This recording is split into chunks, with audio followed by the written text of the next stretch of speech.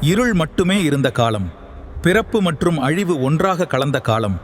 தர்மம் குறையும் போது, அதர்மம் உயரும் போது, ஒவ்வொரு யுகத்திலும் ஒரு சக்தி பிறக்கிறது.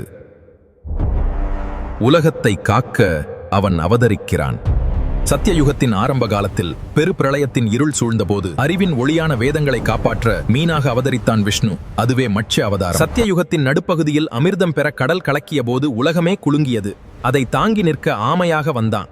அதுவே கூர்ம அவதாரம். சத்தியயுகத்தின் இறுதிக் காலத்தில் பூமி இருளில் மூழ்கிய போது அதை மீட்டெடுக்க போராடியவன் பன்றியாக வந்த வீரன். அதுவே வராக அவதாரம். சத்தியயுகத்தின் இறுதியில் அதர்மம் உச்சத்தை எட்டிய போது பக்தனை காப்பாற்ற கோபமாக எழுந்தான். மனிதனும் அல்ல, மிருகமும் அல்ல. அதுவே நரசிம்ம அவதாரம். திரேதா யுகத்தின் ஆரம்பத்தில் அகம்பாவம் உலகை ஆட்கொண்ட போது சிறிய வடிவில் வந்தவன் ஒரே அடியில் உலகை அளந்தான்.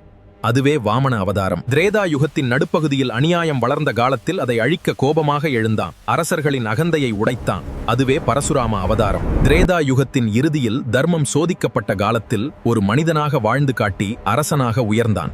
அதுவே ராம அவதாரம். துவாபர யுகத்தின் இறுதியில் போர் மற்றும் குழப்பம் சூழ்ந்த காலத்தில் ஞானத்தை போதித்து வழிகாட்டியவன் உலகிற்கு தர்மத்தை கற்றுக் கொடுத்தான்.